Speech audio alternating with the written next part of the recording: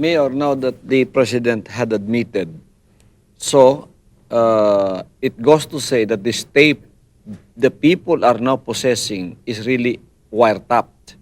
So they are in violation of Republic Act 2044, Section 2, that if you possess any wiretap, tape, or transmission thereof, you go to jail. And you cannot exhibit or play it before anybody because that's a contraband.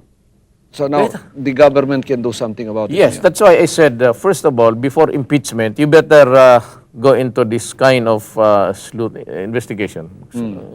Try to investigate and determine first when was the tape done, what was the reason, how was it taken, and where. Tapos dyan, well, that's illegal, then we have to arrest the persons. They have to pay for the crime. Then we go to the tapes now.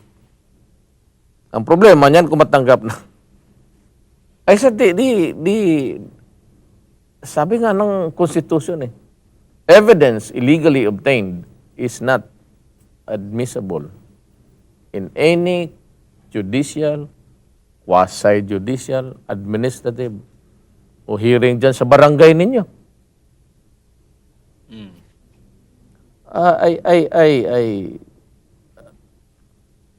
Hindi ko maano kung what's the yung end game nitong laro na ito. But if they pursue the legal process, we are all bound by it, by the Constitution. So whatever comes out of this, we obey. But if you set up a revolutionary government and oust the legally elected president, duly constituted head of state, there's going to be trouble. I said, I'd like to repeat it. I will not be bound by the choice of you guys in Manila.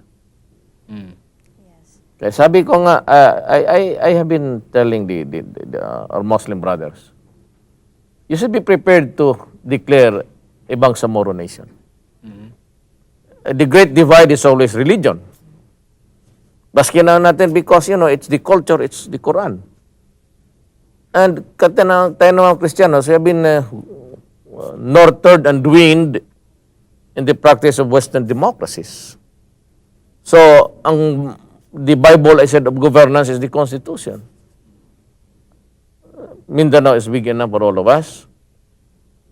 If you have the Moro nation, we can have around here the Christians, Mindanaoans, if you want to call it. And we can go into a federal system. We want to have unity and maybe give importance to our Muslim brothers. We can agree that the head of state here could be a Muslim. I've been saying it all along, and I repeat it. All that we ask is fair shake for everybody. Tabla. What is good for the Muslims must be good for the Christians. You respect your own religion, and I pray mine. We tolerate each other. We try to agree in the things that we can to run smoothly. Pero pag hindi tayo magkaintindihan, maghiwalay tayo. Kanya-kanya tayo. Ganyan naman yung mga boundaries. Now, sabi ko nga, we can always be ruled by a Muslim leader. All that is needed is equity and justice. You get to be oppressive, the leader, then we revolt. And we have another problem here in Mindanao. This time, the Christians will do it. Ganun na. So, medyo fragile na kasi itong the historical injustice committed to the Muslims in Mindanao. Tayo naman dito, we've been paying our taxes religiously, collected by the national government since Spanish times.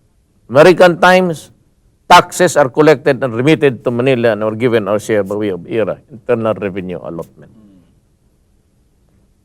Alam mo, ang napaganda lang doon sa Maynila, initially, maybe now there's a little bit of equality in the apportionment. But historically, ang pinamagandang mga boulevards, Manila, you have the buildings there at the expense of the Filipino entire nation. But we get dito sa Mindanao, sometimes pittance. And there's a war going on. There's a revolution. Started even before Marcos's time. But it came to a fore during the years of martial law rule.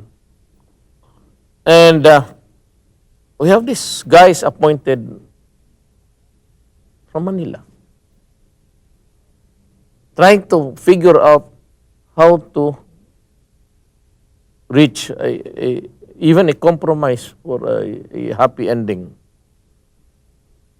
from a succession of Marcos to Aquino to Ramos, Espicipidic, Estrada. Hanggang nagpuputukan pa tayo. And we still, I said, masama na nga ang loob namin eh. I've been reading a book of David Martinez. And I like his idea. But I will just corrupt it a little bit. Nakatulong nga Bisaya. Yung mga, hindi naman sana ayaw ko. My number one hero, well, he is the second actually. But my number one idol, my hero, is my father. Then second is Rizal. And I like the Tirad Pass general who stood up against the Americans. Pero hindi naman sa gano'n na, huwag din yung masamain. Natabi nga ni Martinez, even sa mga heroes, how about the Muslims who fought the Spaniards, the conquistadores? How about the Tausogs who died fighting the Americans because they wanted to extend their stay here in our country? It's not superiors. Wala nga tayong hero. Ang binigay ninyong concession sa mga Bisaya, sila Lapu-Lapu. Pero kami naman dito, pag sabi, lalo na maliit pa kami, ay, bukas, Rizal Day, Bonifacio Day, walang klase. Wala man kami nasabi, Lapu-Lapu Day bukas, tatalon ka sa ligaya. Pag sabi mo, saan si Lapu-Lapu yung hero ninyo? Nas palengke, gusto mo kainin, bumili ka. Pirituhin mo. Tapos gano'n na nga yung iniquity ng, even in the, yung lahat ng pera historically nandoon sa Maynila. Kayo naman mga kurakot dyan, buildings ninyo, mga official, andyan yung mga opisina. Kayo lang nakikinabang, nauubos ninyo. For those who rob the people blind. Kami dito, kung ano lang dadating sa amin. Tapos gano'n, oy, Mindanao, Visayas, ito yung presidente natin, ha? Ah, gano'n ba? Suluhin mo.